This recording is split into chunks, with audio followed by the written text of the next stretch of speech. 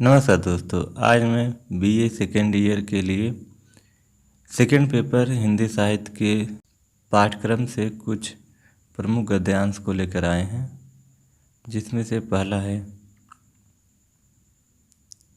प्रश्न स्वयं किसी के सामने नहीं आते। मैं तो समझती हूँ मनुष्य उन्हें जीवन के लिए उपयोगी समझता है। मकड़ी की तरह लटकने के लिए अपने आप ही जाला बुनता है। मनुष्य का प्राथमिक प्रसन्न उल्लास मनुष्य के भविष्य में मंगल और सौभाग्य को आमंत्रित करता है। उससे उदासीन न होना चाहिए महाराज। तो संदर्भ एवं प्रसंग हो जाएगा। यह गद्यांश ध्रुव स्वामी नाटक के द्वितीय अंक से लिया गया है।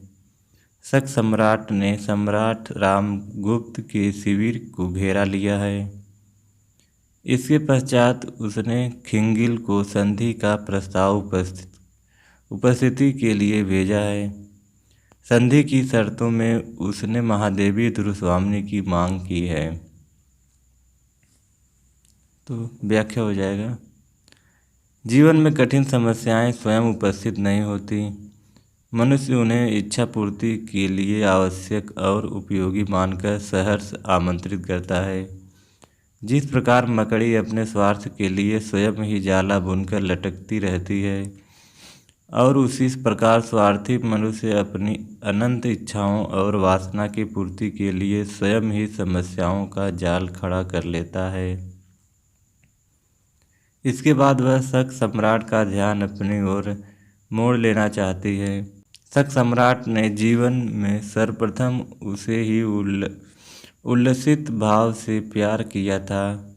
इसलिए वह सांकेतिक शब्दावली में कहती हैं कि जीवन में सर्वप्रथम प्रसन्नता और उल्लास देने वाली वस्तु का तिरस्कार नहीं करना चाहिए। वही मनुष्य के भविष्य को मंगलमय और सौभाग्यशाली बनाती है। तात्पर्य यह है कि सकराज ने जीवन में सर्वप्रथम प्रसन्न उल्लास कोमा के निश्चल सौभाग्यशाली बनाती हैं। प्रेम के कारण उत्पन्न हुआ था, अतः उस प्रेम का तिरस्कार अमंगल और अभाग्य की दृष्टि कर सकता है और उसका निर्वाह मंगलमय भविष्य का सृजन कर सकता है। विशेष इसमें दार्शनिकता का पुट मिलता है और भाषा संस्कृतनिष्ठ और शैली मुहावरे युक्त है तथा सामने आना, जाला बोलना, उदासीन होना आदि। दूसरा गद्यांश है। सीधा तना हुआ सामने प्रभुत्व की साकार कठोरता, अभ्रभेदी उन्मुक्त शिखर और इन क्षुद्र कोमल निरीह लताओं और पौधों को इसके चरण में लौटना ही चाहिए न। संदर्भ एवं प्रसंग।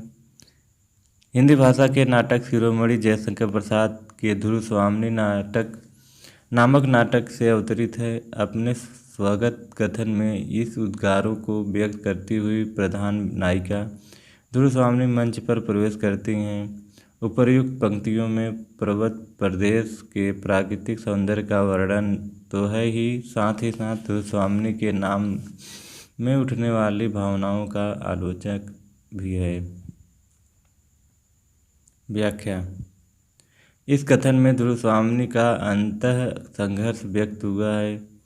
नाटक के प्रथम अंक के प्रथम दृश्य की पहली पंक्ति में ही ध्रुवस्वामी यह कहती हुई दृष्टिगत होती हैं कि आसमान को छूने वाली स्वच्छंद प्रगति की सीधी तनी हुई यह पहाड़ की चोटी अपने अधिकार मद के कारण अत्यंत कठोर बनी हुई तथा तुच्छ ही दिखलाई पड़ने वाली कमजोर लताएं, पेड़ पौधे आदि उसके चरणों में झुके हुए हैं।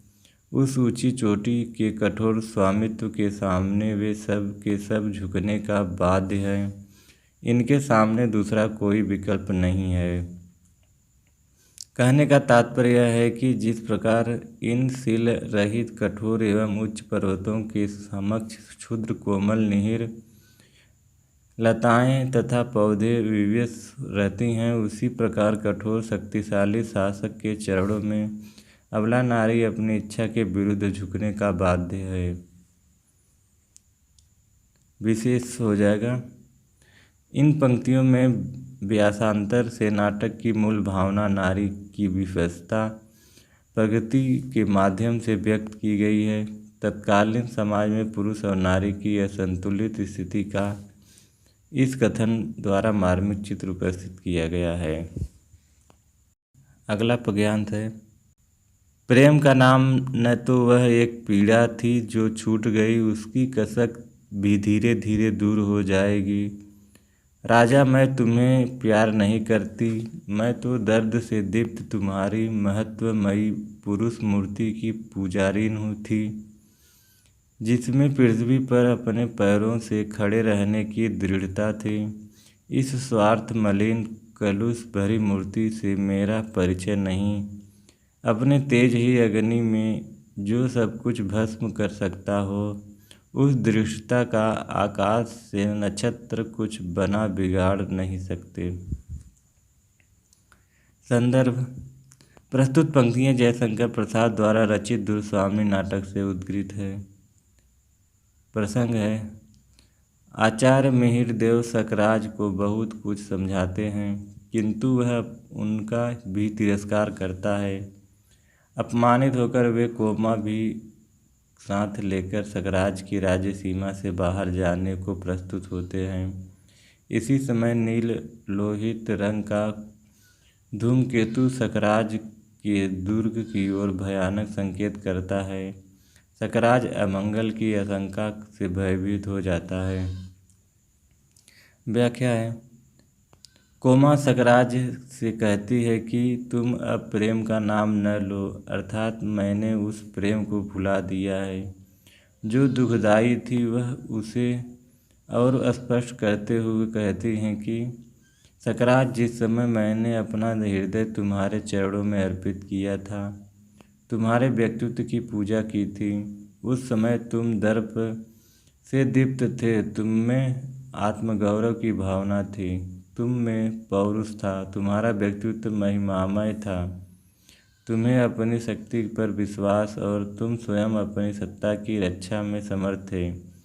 आज तुम्हारा व्यक्तित्व गिर गया है, तुम्हारा हृदय स्वास्थ्य और पाप से मलिन हो गया है, इसलिए तुम अस्थिर और संशक हो, आकाश के धूमकेतु को देखकर भय विह्वल हो गए हो। यदि तुम पहले की दृढ़ता होती,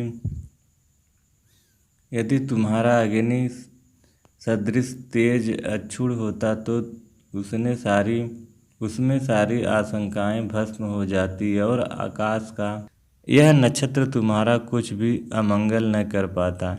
अब प्यार की दुहाई देना व्यर्थ है। तुम्हारे इस पाप मलिन और स्वार्थ लोलुप व्यक्तित्व से हमारा न तो कोई परिचय है न संबंध। विशेष। प्रसाद जी ने इन पंक्तियों में इस सत्य पर प्रकाश डाला है कि नारी पुरुष के पौरुष की उपासिका होती हैं। तो दोस्तों, आज के लिए बस इतना ही। यही था BA सेकेंड ईयर हिंदी के लिए सेकेंड पेपर का हिंदी साहित्य से कुछ महत्वपूर्ण वाक्यांश। तो फिर मिलेंगे अगले वीडियो में। तब तक के लिए नमस्कार।